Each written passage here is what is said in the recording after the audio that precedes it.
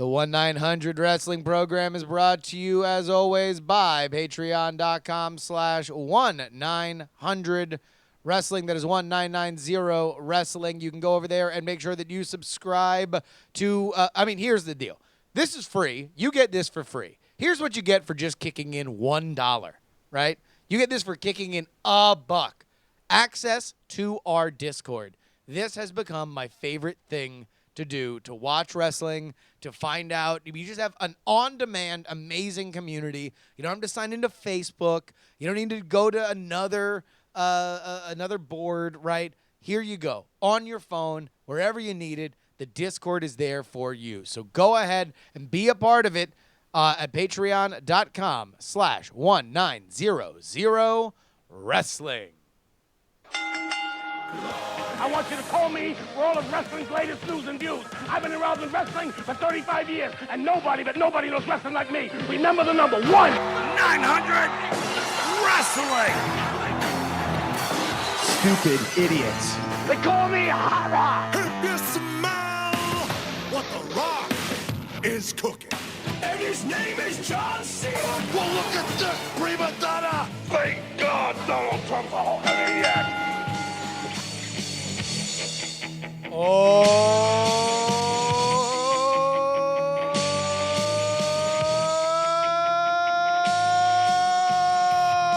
damn. Ladies and gentlemen, welcome to 1-900 Wrestling, where the first minute is free and the rest of it is filled with our yammerings about all things professional wrestling culture. My name is Justin Robert Young.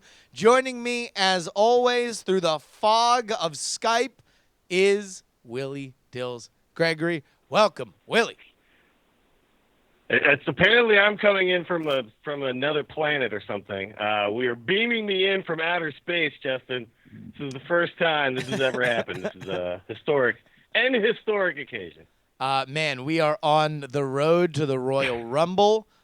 We currently have something that is a yearly, and especially in light of what happened last year, kind of more prescient and pressing a conversation than maybe it would be otherwise, that a top star from another company might be on his way to the WWE. But let's start with really the crowning of that top star. Of course, I'm referring to Kenny Omega, and of course, I'm referring to Wrestle Kingdom 11 in the Tokyo Dome.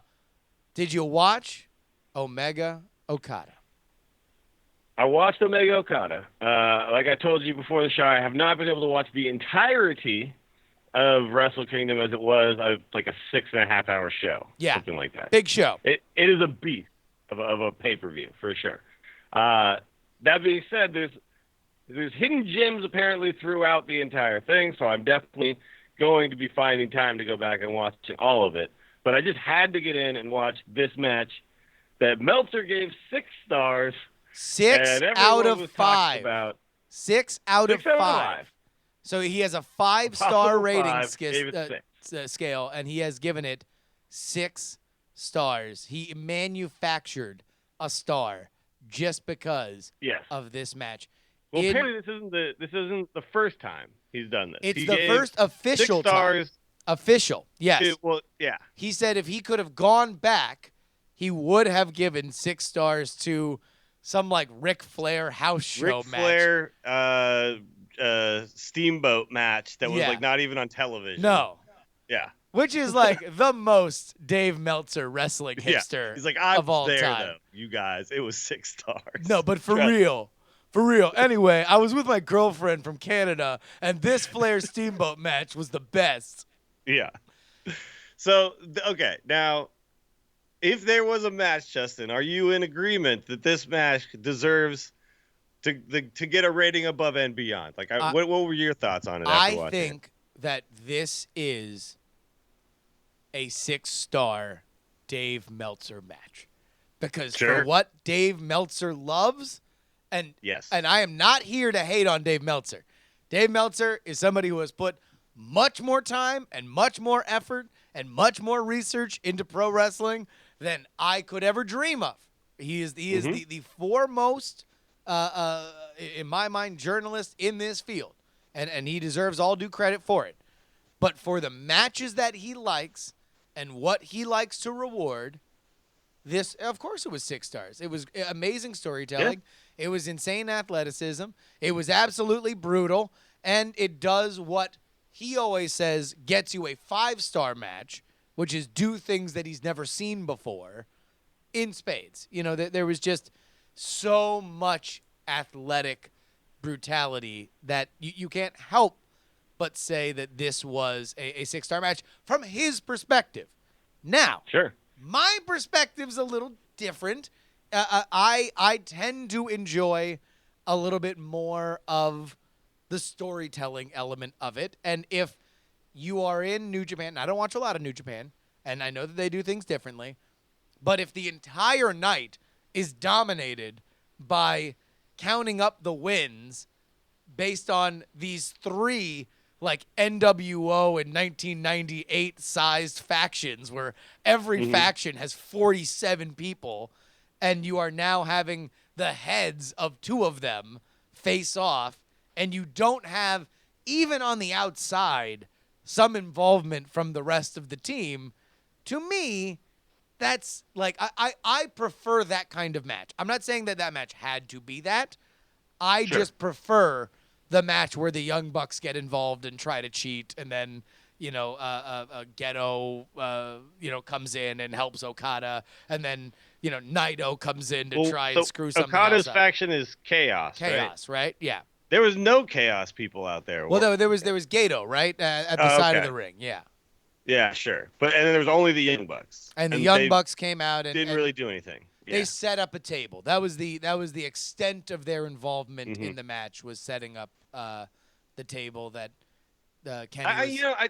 I'm with you on that a little bit. That, you know, if that's the storyline, if the storyline is these factions kind of clashing here, and this is the biggest moment of that because it's obviously the 2 heads, then yeah, you want to see some more of who these factions are.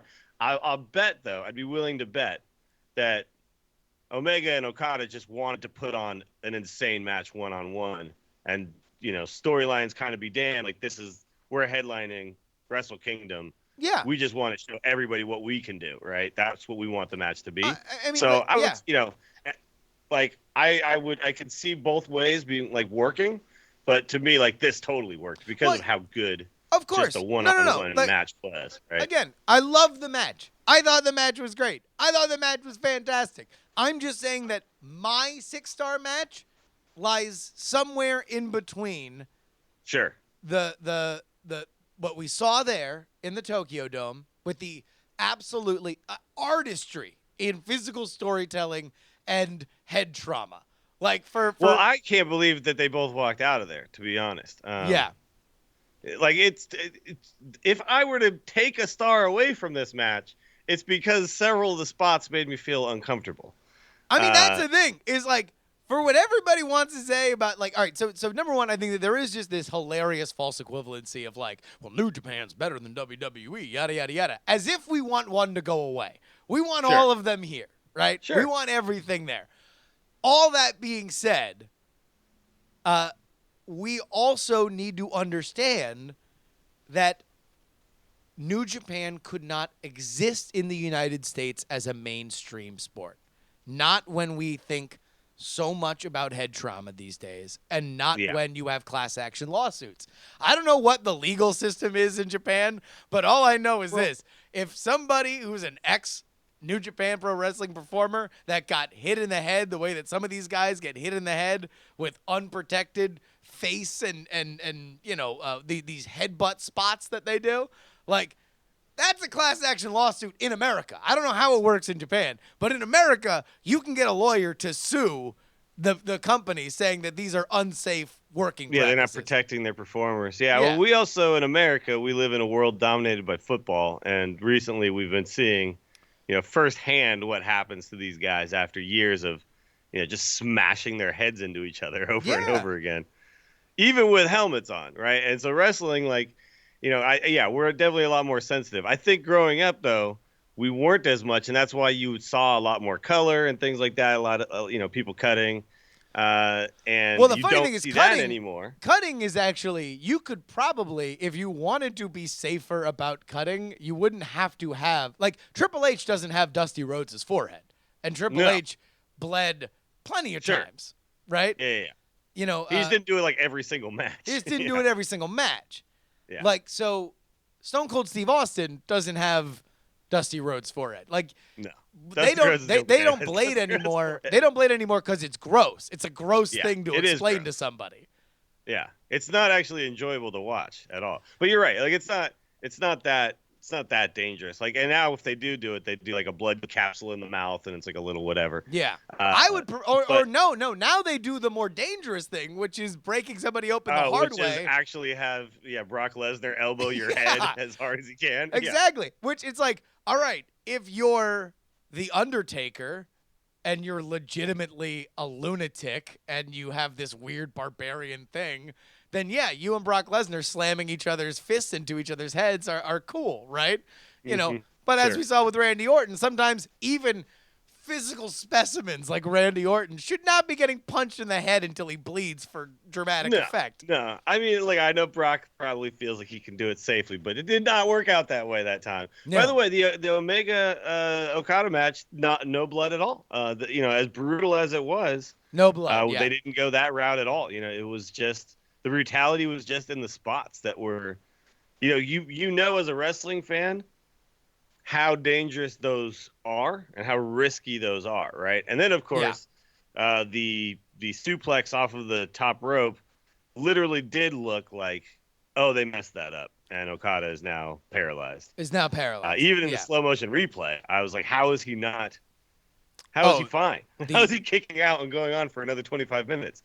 But yeah, I guess it was fine. Just crazy. I mean, like, there's literally, but then again, all the big spots in that match were either very athletic moves to the outside, right? Which you can do in WWE. All of AJ Styles' best match this year, Sure. were highlighted by gigantic athletic spots to the outside, or head trauma. Yeah. Like, so those are the two elements of this match that are the high spots, right? Now, obviously, everything else in between is what made it what it is.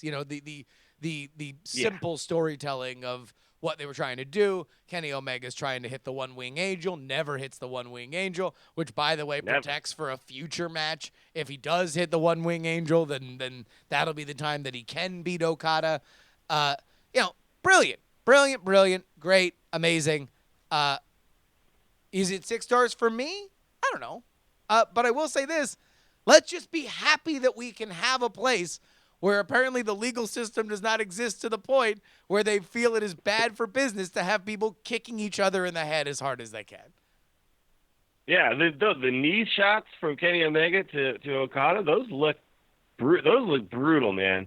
And I've watched plenty of this strong style that they really like to do in Japan, and I've seen some stuff where they look like they're just beating the crap out of each other. But those were violent, man, and like I kept looking to see is he slapping his knee or thigh to make these noises? I don't think so. I couldn't find it. I think he's just kneeing him in the head really hard. I mean, yeah. And they just said, hey, this is what we're going to do, The one that got me was the missile drop kick off the top rope, right to Okada's head. Yeah. Or it's just like, oh, my God. Like, why? Yeah, from the back where you can't really protect it, No! right? Yeah. Like, what is he going to do? Have spider sense? Right? And just like, that's when I'm going to make my head. I'm going to snap my head exactly in the way it looks like. When textbook concussions happen, like, that's exactly how a concussion happens. Yeah.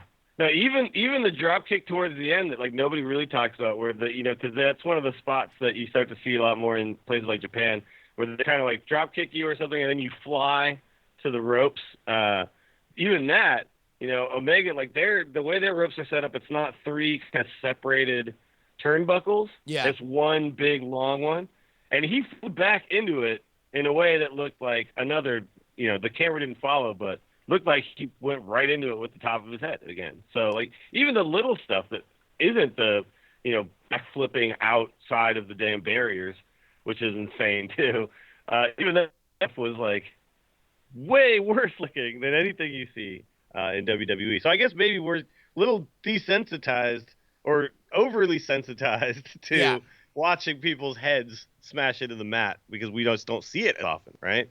There was multiple tombstone pile drivers as well. Yeah. A Yeah. jumping, spinning pile driver happened. Which to be fair, I mean, of the pile drivers, the tombstone's probably the safest among Sure. them to do. It's the safest to correct for. The sit down pile driver's like got to be the worst one. Oh for God, the jumping sit down pile driver Yeah. Oh, God. is definitely that's the one where it's like it should come with a certification, right? Like you should get certified like you would heavy machinery, and you should have to renew your license every year to be able to do it.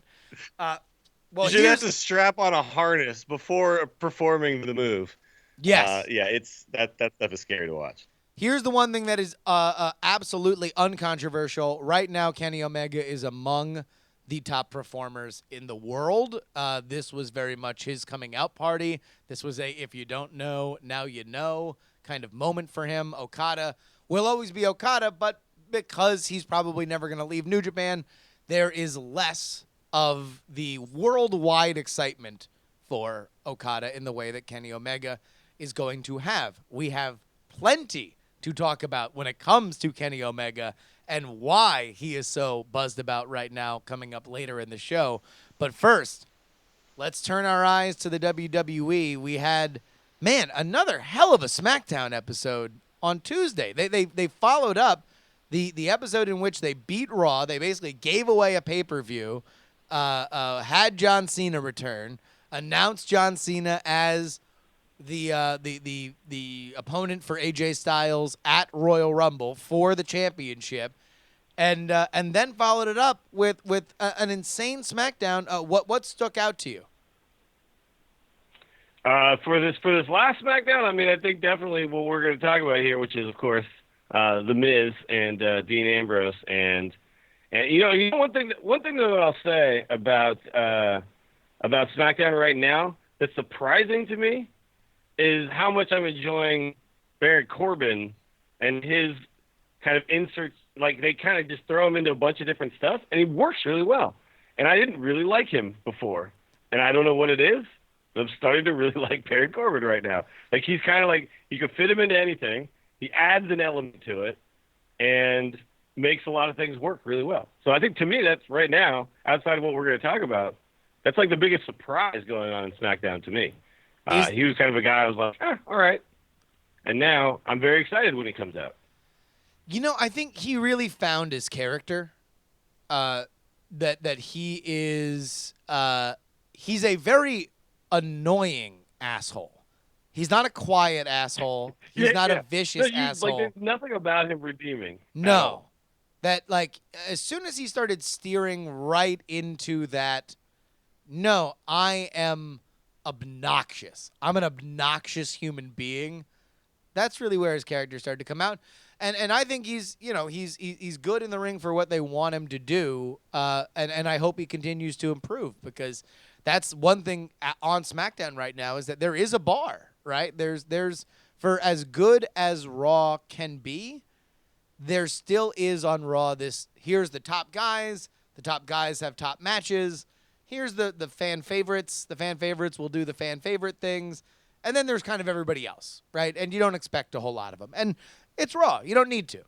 But on SmackDown, almost everybody is kind of expected to be wrestling better than they were the week before, which is I think really, really rad.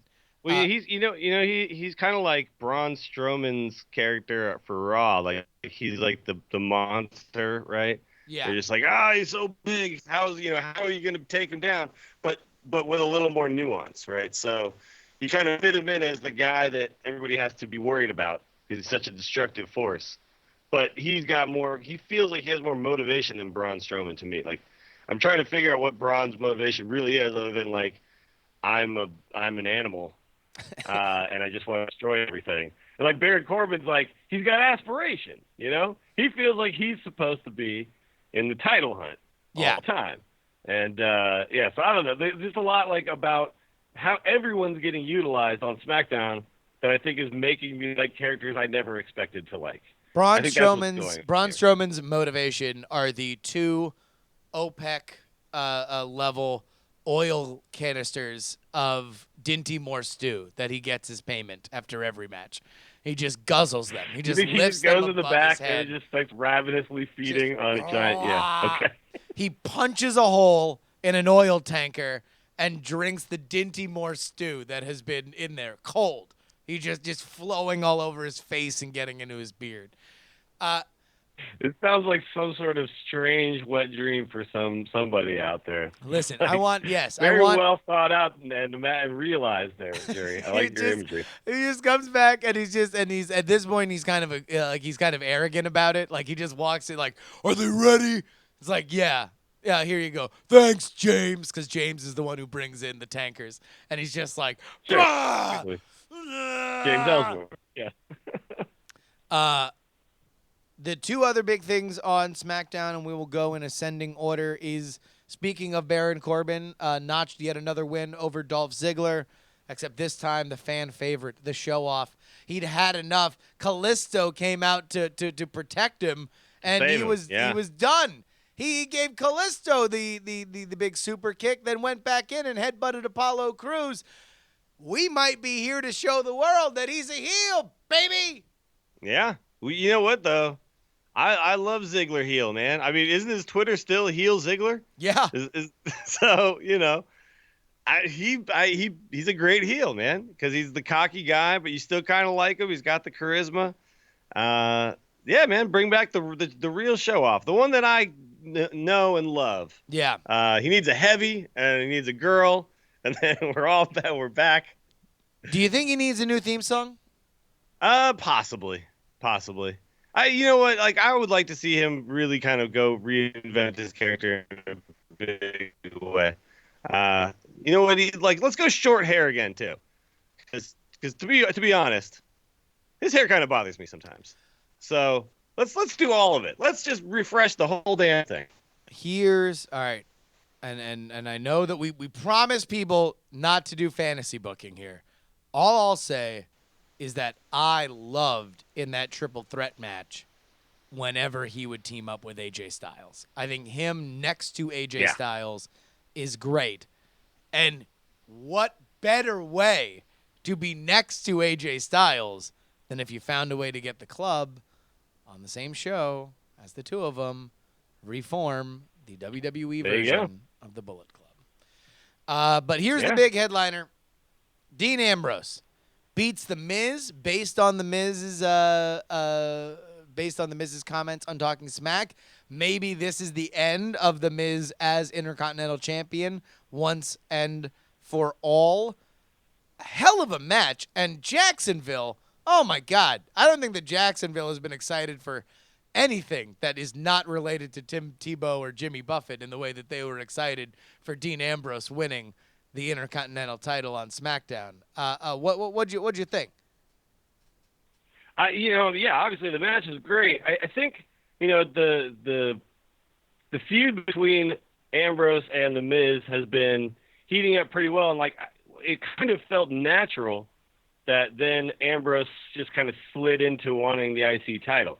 Like, it didn't feel like we're demoting Dean Ambrose, and I think that's the thing that a lot of people always think when a guy who has been vying for the world title suddenly switches focus. Like right now, you could say Roman Reigns, it's almost like they're shaming him by having him just hold this U.S. title wherever he goes. Yeah. And doing nothing with it. It's just kind of like, yes, that's what you get now. That's what you get for failing your drug test. Yeah, like we forced you down everyone's throats and you didn't do it. So hold this and walk around with it from here on out. Yeah. This doesn't feel the same to me at all. This feels like Dean Ambrose slid right into a feud that made sense.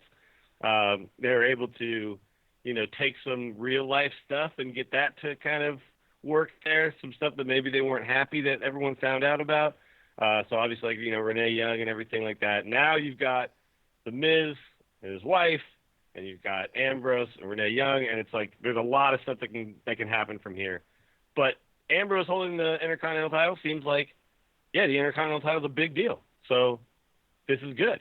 Like I think it's great. The Miz made it great again, and Ambrose is keeping that going. Two things that are very, very, very exciting. Number one, to see where Dean Ambrose goes, if indeed he is going to be the Intercontinental Champion through Mania. What is the Intercontinental Championship match that you build to Mania if Dean is your guy? And number two, and this is really the exciting one, Miz came on Talking Smack and straight out blamed Daniel Bryan for all of his problems. We are now a couple weeks away from Royal Rumble. We are months away from WrestleMania. If we are living in a world where Daniel Bryan is not a full-timer, but once a year, you can get him cleared by your physicians to do the kicks and everything. No more flying headbutts. Maybe no more, tope suicidos over the top. Let's keep it head smart. Right, but he can do the vast majority of his moveset at a very satisfying match at WrestleMania. This would be the beginning of that. Like, this to me is a legitimate reason to turn on SmackDown to see whether or not this is going to happen. Yeah, I mean, I don't think anybody would be sad about it if it happened. It's just, I don't know, man. I'm not going to get my hopes up yet. I know it feels like, oh, this has to be building to something, but it could also just be, just the way to make the Miz even more of an asshole, right? Is that he also just, everything that happens to him has got to be Daniel Bryan's fault. But I think look, I'm not going to say no. If we're talking about maybe Omega coming to WWE, then anything's freaking possible, right? I mean, if anything, this last year has proven to me that expect the unexpected out of wrestling right now. So, hey, speaking of that, I'd be up for it. I'll tell you what, there's a lot of smoke. There's a lot of smoke. And ladies and gentlemen, we want to figure out what is behind it. The world has been asking this question, and we are going to solve it right here. Ladies and gentlemen,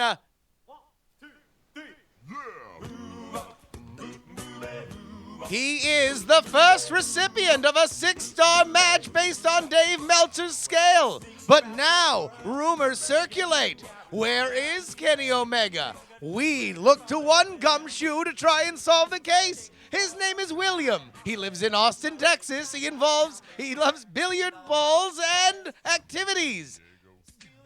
He will try to answer the question, where in the world is Kenny Omega? Here's the case. Gumshoe Dills. Here's what we know. After leaving the Tokyo Dome this week, the cleaner took a cab to the airport where our spies report that he sent a tweet suggesting he was walking away from Japan. Let's go ahead and take a look at Kenny Omega's tweet right now. He says, I will be stepping away from Japan to reassess my future. The path of my journey may change, but my goals will not. Where did he fly? We have the following clues. It is a city that has a haunted house with over 160 rooms because the owner was told that if building construction ever stopped, she would die. It is a city that is the birthplace of competitive eater Joey Chestnut. And it is the third largest city in California. Dills, where in the world is Kenny Omega? Okay. Now, I don't know the birthplace of Joey Chestnut. That is not a fact that I have familiarized myself with. However, I know for a fact, because as a child, my mother used to tell me, one day we're going to go to this place. It's the Winchester Mystery House, and you're going to love it. And we never went. And I was very sad that never happened. So thanks for bringing up some old shit, Jerry. That's San Jose, California. Correct! You nailed it, Gumshoe! San Jose! It was there that we spied Kenny giving the Wrestling Observer's own Dave Meltzer a back massage. Stiff, yet athletic, with roots in Japan. Just how the Melts likes it. But he didn't stay for long. Afterward, he took off to another locale. This place is the city where Babe Ruth hit his longest home run at 587 feet. The home of the Salvador Dali Museum. And a city where earlier this year, Gawker learned the hard lesson that Hulk Hogan doesn't job for anyone. Where in the world is Kenny Omega? Okay. What? These are some tough ones. All right. Hold on. It's got to be Florida, right? Because isn't that where Hulk Hogan is? Okay, Florida? Hulk Hogan is from Florida, right? So we need the city. I can't imagine Babe Ruth ever played baseball in Orlando. That's weird. Probably I don't think not. there's ever been baseball in Orlando. Probably It's got to be not. Tampa, right? Or, what, Tampa Bay? That's where they have baseball, right? Yes, right again. According to our agents, Kenny met with the legendary John Cena. All we can know for sure is that after this meeting, John Cena updated his Instagram with a picture of Kenny Omega. Let's go ahead and bring up that picture. Yeah, this is weird, huh? Like, there's nothing else to this. There's no caption. What's It's more, just a picture of Kenny last Omega. year at this time, John Cena posted a picture of AJ Styles not but a few weeks True. before he debuted in the Royal Rumble. But we do know that Kenny Omega did not stay in Tampa Bay very long. He left. Where did he head next? It's a city that's 53% white. A city that is home to the corporate headquarters of Pitney Bowes and Vineyard Vines. And it is the headquarters of the Yes Network, covering the New York Yankees. Where in the world is Kenny Omega?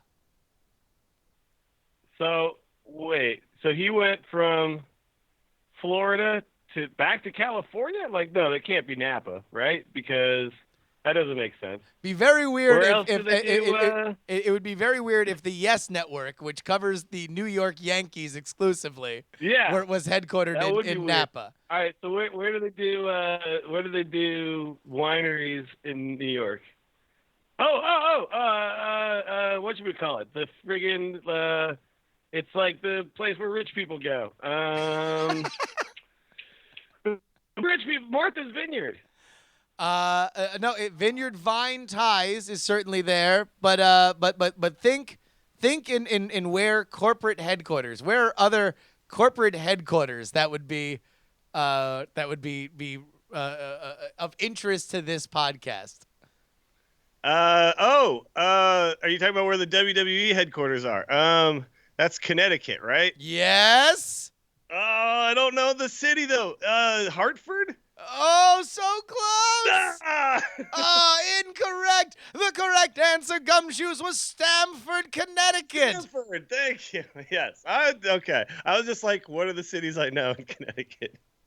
Oh, Yeah. It was here that our agents have conflicting reports. Some said that Vince McMahon himself greeted the cleaner with a cement mixer filled with money, while others say that the conversation went south when Vince said the New Japan Pro Wrestling star had Braun Strowman level upside.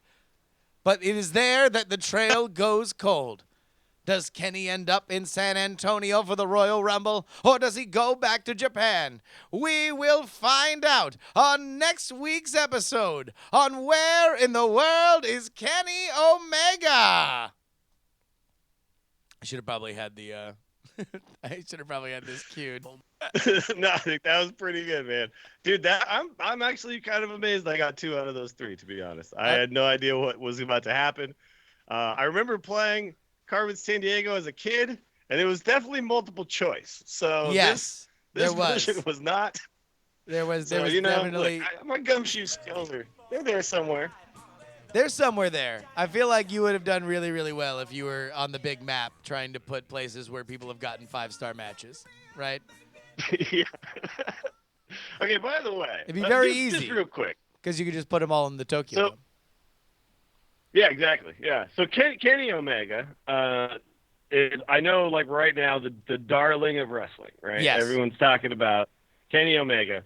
Now, I this guy ever since I saw, like, I found out that he was like a big video game nerd, right? Like, when I found out about that, and he was incorporating a lot of like game references into his wrestling. Like, he was doing kind of like silly stuff for a long time in Ring of Honor and in Japan.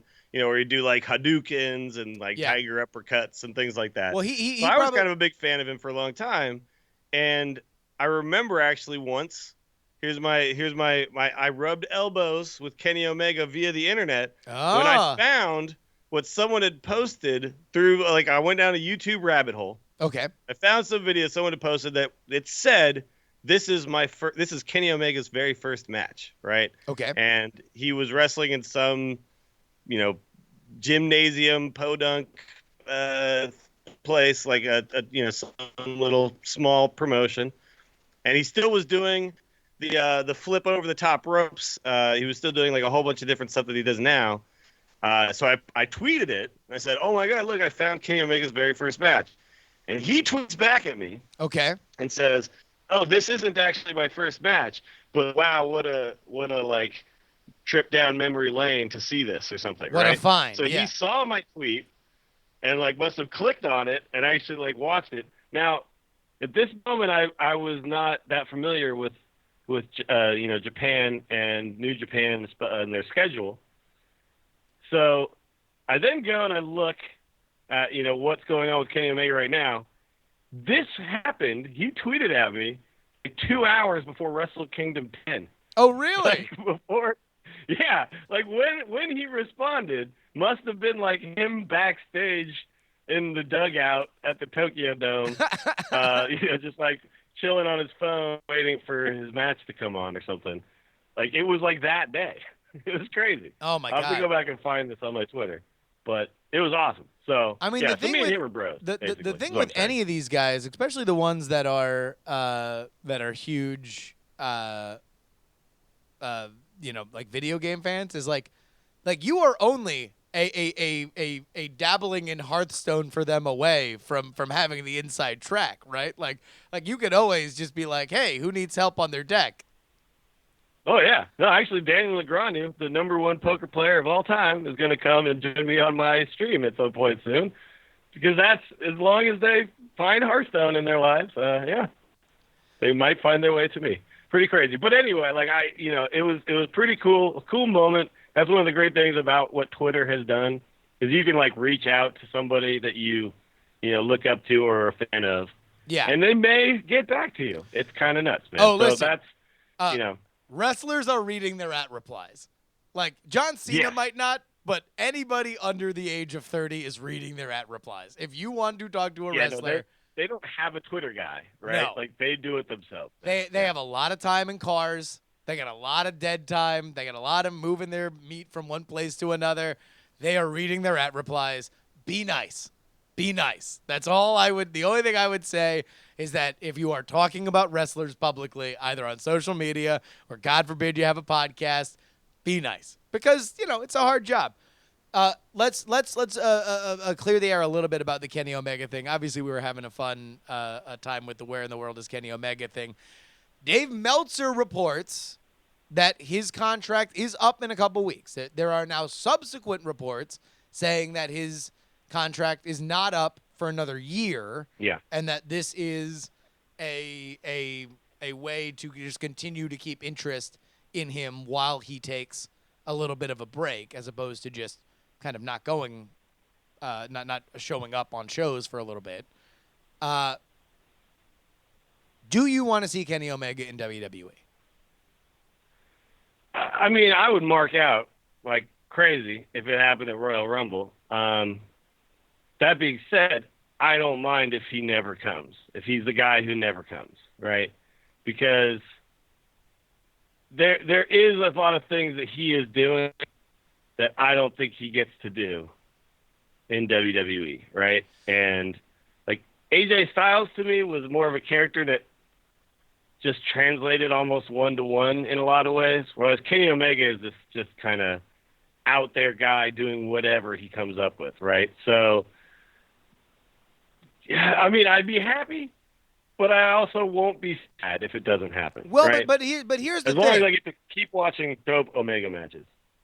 The world of WWE is different now that AJ Styles walked in. Within 8 months, he became the world champion. It's different That's true. that the New Day exists, which is very much a spiritual cousin.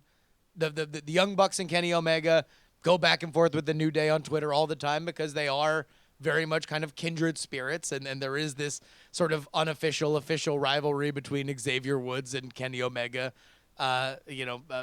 with like the video games and stuff like that. It's different in that Nakamura was able to come in, and granted, it's on NXT, but like people say, oh, Nakamura went to NXT like it's a bad thing. Nakamura went to a brand that wasn't a touring brand in the way that it was this year. They got rid of all their marketable stars, and they brought in Samoa Joe and Nakamura, and they toured around the world with the two of them. Like, that's a tremendous amount of faith from the body politic that is WWE for somebody that is a New Japan Pro Wrestling star that really didn't change his character all that much.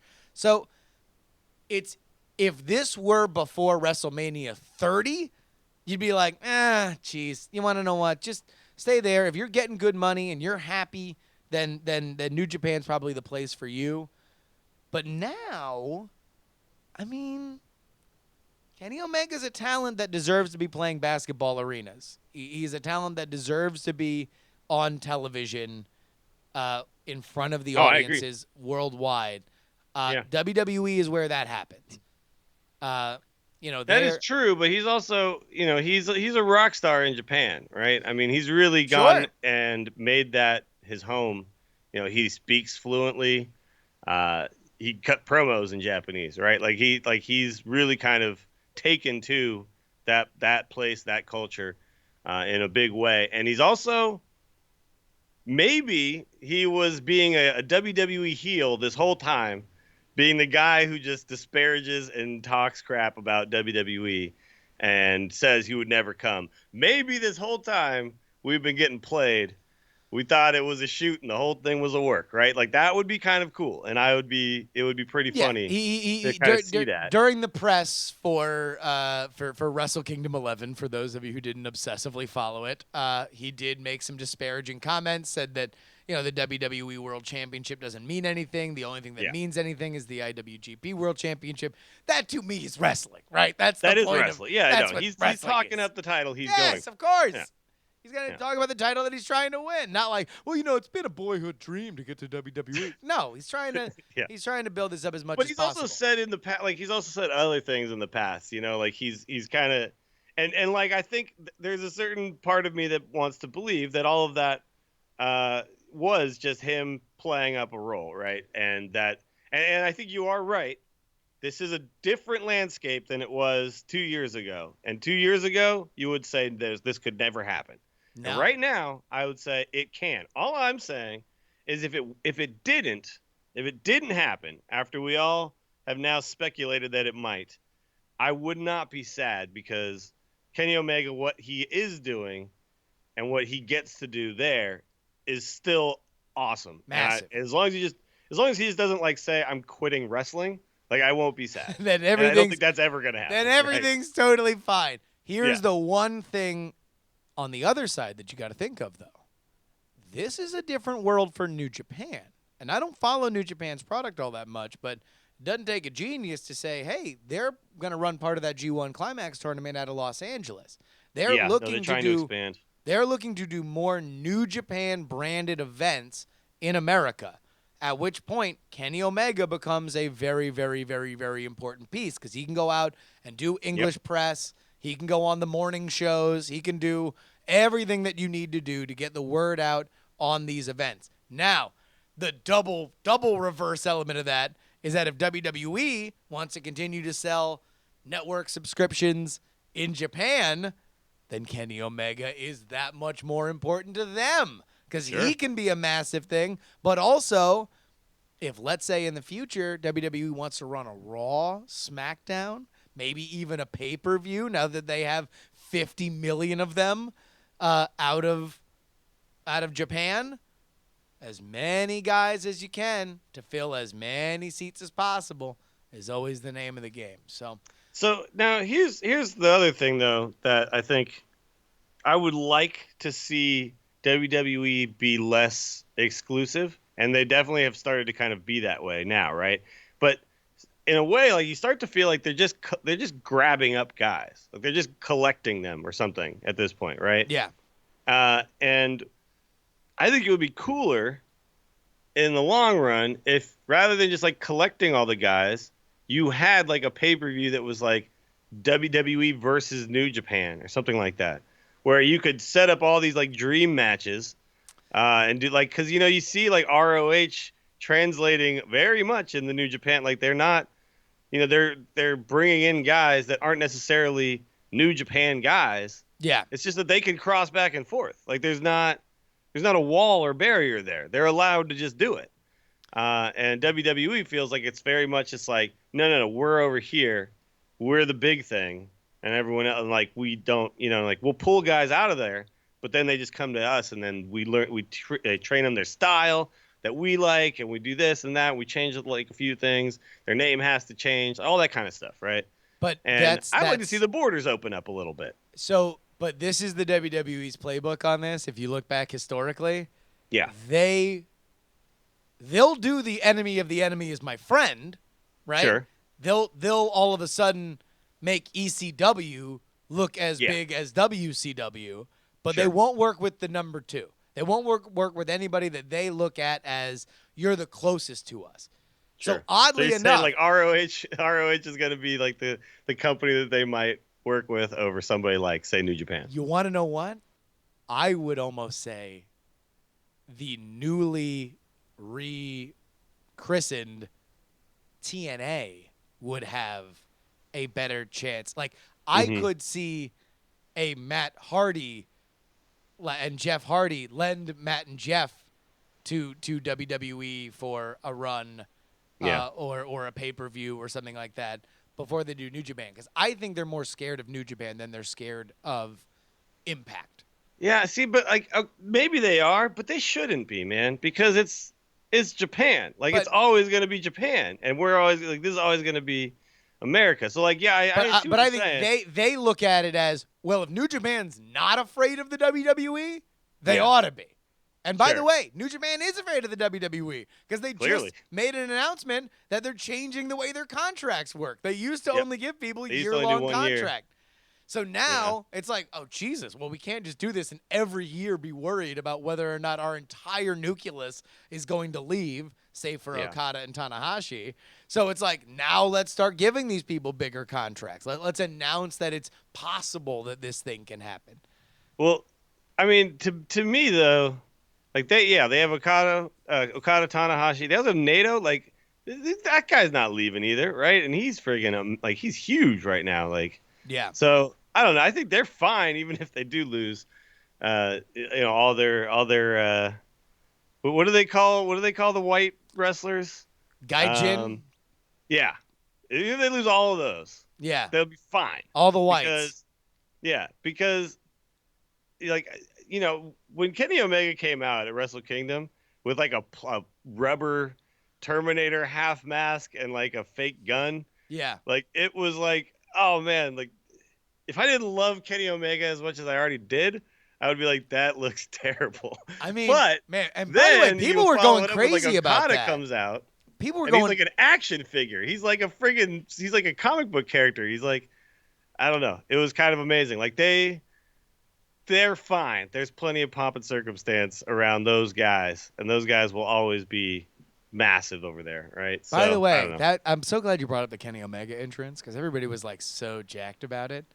I agree with you. I didn't think it looked great. It looked terrible. It looked. I mean, I think like the intro thing was good. That was well done. Funny, it was cheesy and funny. But it's like that mask looked garbage. And also, Yeah.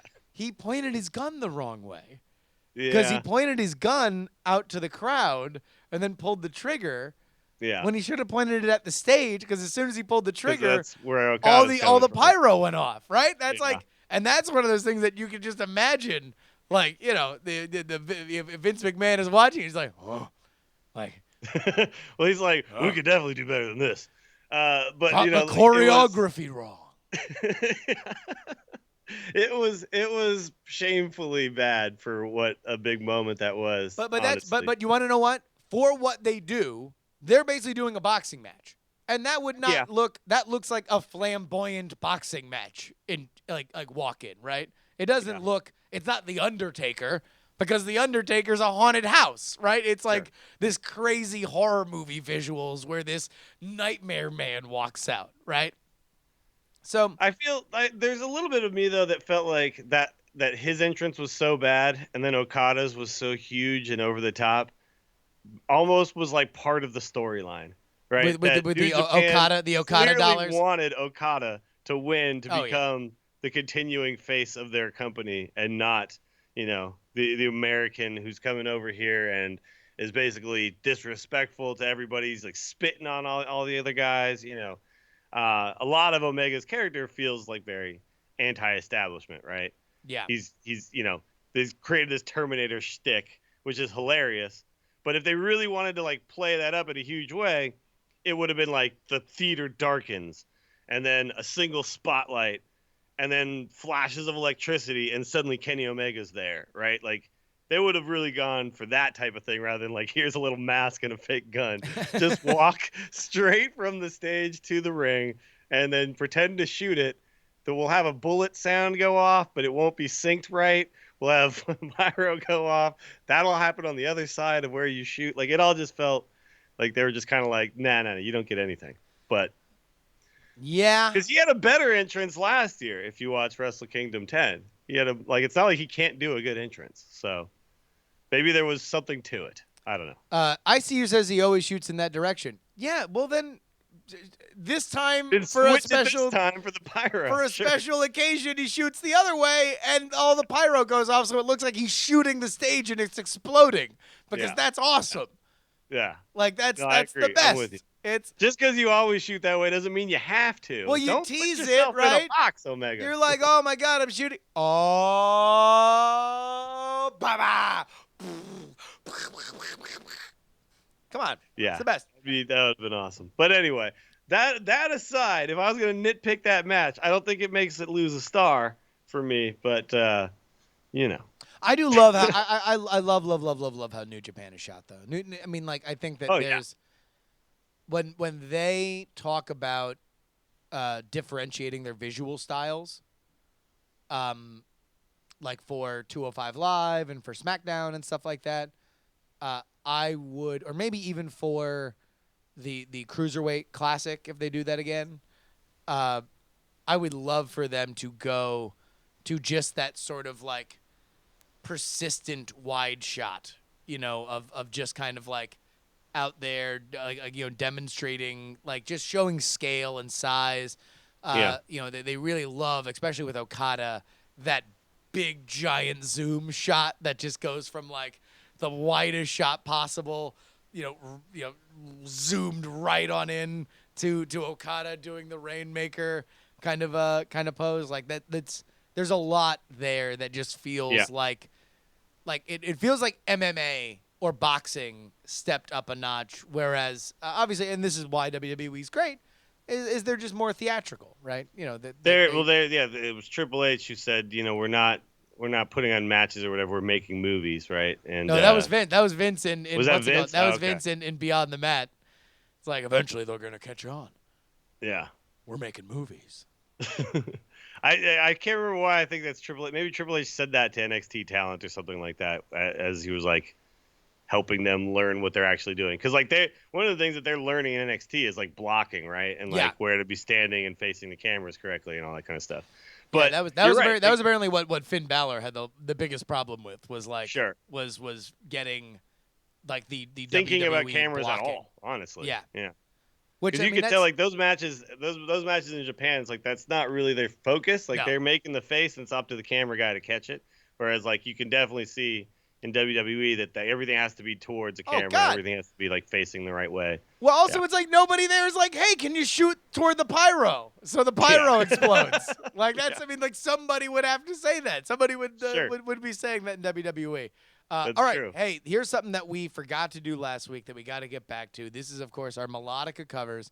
So let's if you're unaware, we have I believe it is Trey here in the chat room that does our melodica covers. He sent us a bunch of them. So let's do one just to warm up, and then we're gonna leave you guys with it. This is a warm up.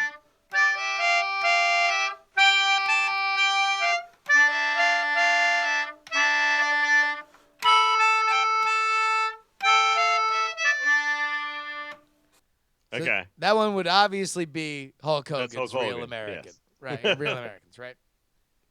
By the way, do you know if there's any truth to the thing that Hulk Hogan actually played bass on that track? Have you heard this? Well, it can't be true, right? Because that wasn't his theme song originally. No, but there's like a version. I know that that's been used, but I've heard like he plays bass. He actually does play bass. Hulk Hogan. I don't know if he's actually good enough to have done this, but I heard somewhere down the line. I can not remember where. That all right, he actually so did hold play on. bass This is all right. I'm just putting this in our docket for next week. Okay. Hogan also going to play bass for Metallica. No, this is a big thing. Wrestler Hulk Hogan clears up Metallica rumors, reveals he sought out bass's position. Yeah. Earlier last year, Hogan claimed that at one point he was a serious candidate to play bass for the iconic band. Quote, "Hey, brother, I used to be a session musician before I used to be a wrestler, brother. I played bass guitar. I was big pals with Lars Ulrich, and he asked me if I wanted to play bass with Metallica in their early days, but it didn't work out, brother." I just want this to happen once. Asked about these rumors on the Howard Stern show, Ulrich claimed to have no recollection of asking Hulk to join the band. That one when that showed up 2 or 3 months ago, I was scratching my head on that one. I didn't know Hulk Hogan. I don't know enough about him. I'm not a huge wrestling fan. I certainly have no recollection of doing anything with quote, end quote, Hulk Hogan.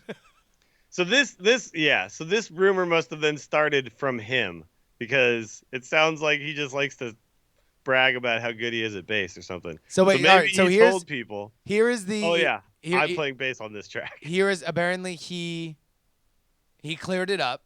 He says, all right, brother, this rumor's been turned and twisted and thrown in so many different directions that I auditioned and that I lied and that I never auditioned and they weren't interested, brother. I'm adding the brothers for the record. The truth is that I played music for many years before I got into wrestling, and when I heard Metallica was looking for a bass player, I would have quit wrestling like that to get into Metallica. When I heard that they were looking for a bass player, brother, I got my tapes together from the old band. I got tapes together that Simon Cowell produced with me. Green Jelly. I did that old Gary Glitter song, Leader of the Gang, with Simon back in the day before he got his break with all the wrestling music and became a huge monster.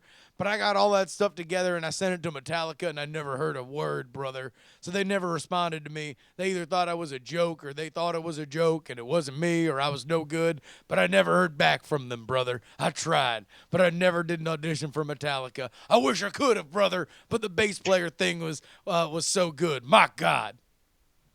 Wow. So there we go. Case closed. He apparently there's an alternative universe out there where Lars Ulrich got back to Hulk Hogan, and Hulk Hogan came in for an audition and beat out Les Claypool and everybody else and became the new bass player. That's yeah. So apparently there is video here. This is video of him playing bass with Diamondback at Sturgis Bike Week. Yeah, there's all these. I've seen lots of pictures of him playing bass.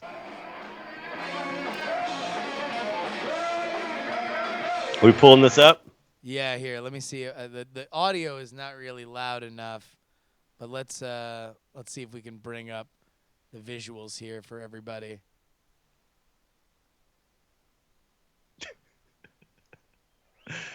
All right, here we go. Yeah, skip forward a little bit. Let's see if we can Here we find go. where is There's he? the Hulkster. Wow. Slapping the bass. He's slapping the bass. I mean, look, he looks like he knows what he's doing. I'm also a bass player. Yeah. That he's using the proper hand techniques there on the right hand for finger picking. Yeah, no, he's okay. I believe it. He does look awkward though, because he's so massive, and the bass is so tiny. Yes. No. It looks like a ukulele.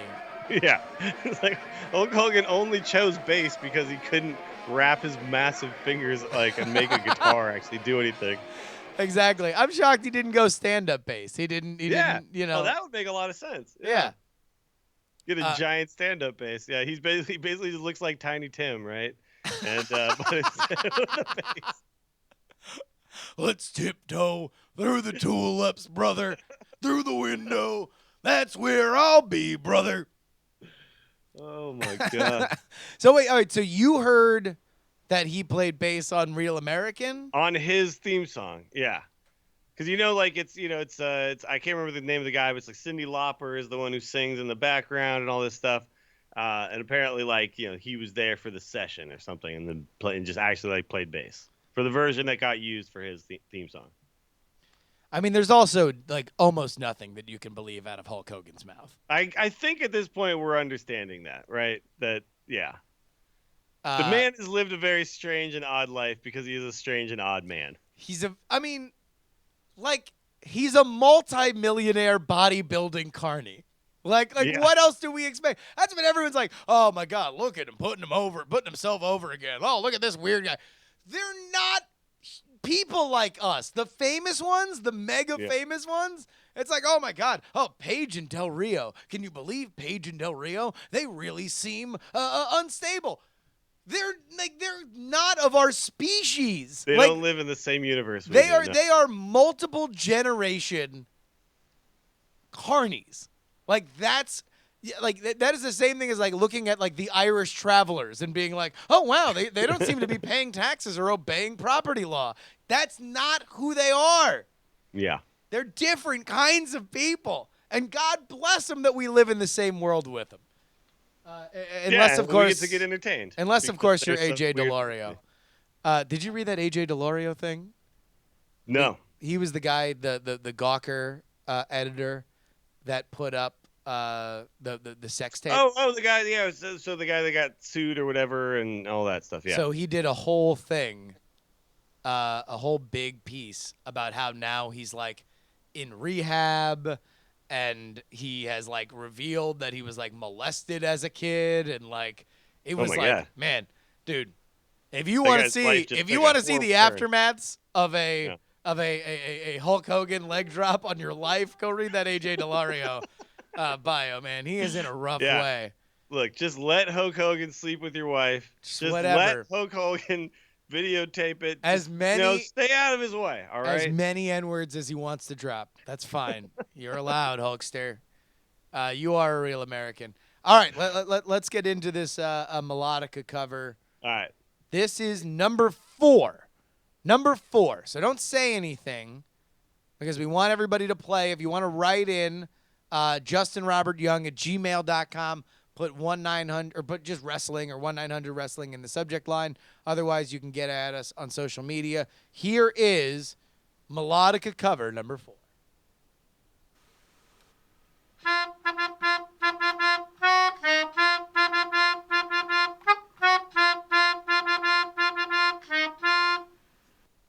All right, here we go. One more time. I got it.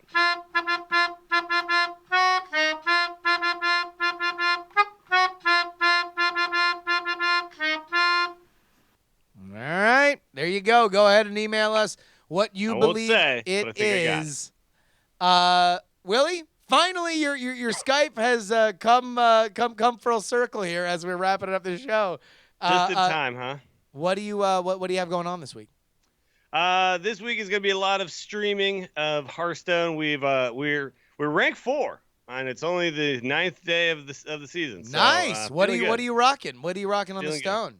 So we were playing a lot of Miracle Rogue, and then I think to finish the climb, we're just going to play Aggro Shaman because it's the best deck. So we'll be streaming a lot of that, and then once we actually hit Legend, then you can expect me to start playing some weird stuff, probably. Gotcha. So come on and join me, twitch.tv/WillieDillsSF. And outside of that, just the normal bevy of podcasts that I do. So this is this going to be the normal thing? Is like, hey, let's get to Legend, and then we can do some silly stuff. Like you're just going to be old Legend Dills.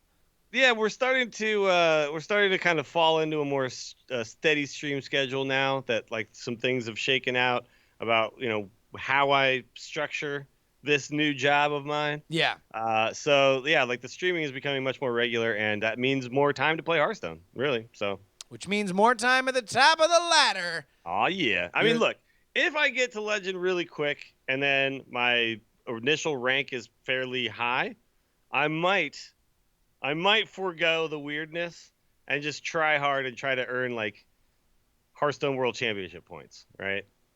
Well, that would be big. Because I've never tried before, and who knows? Listen, I'm telling you what.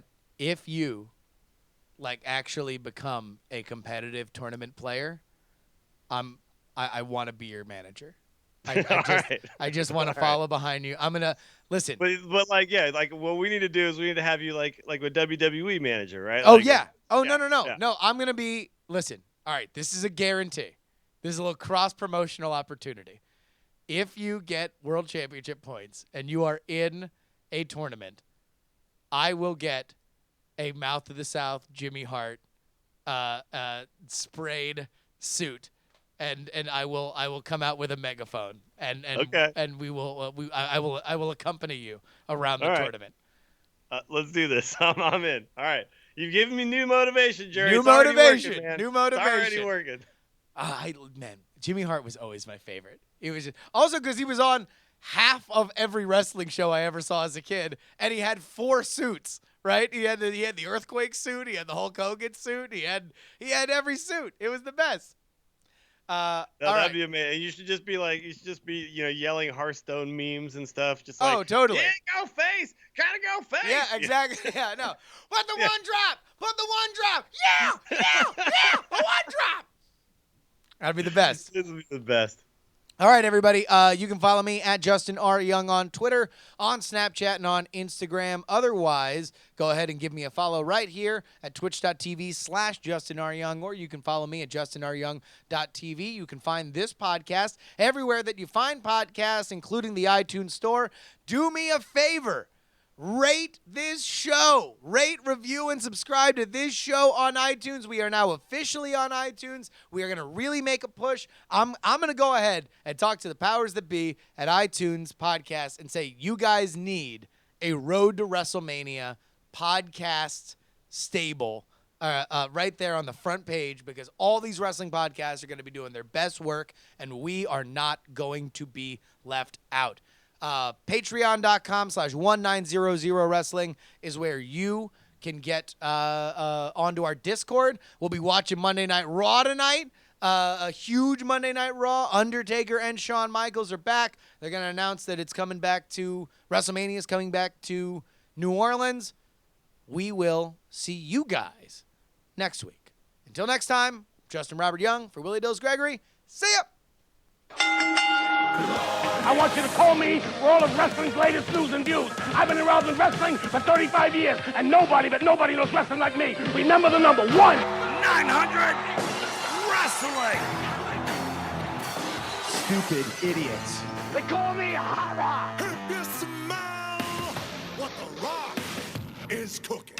And his name is John Cena. Well, look at this, prima donna. Thank God Donald Trump's a whole maniac.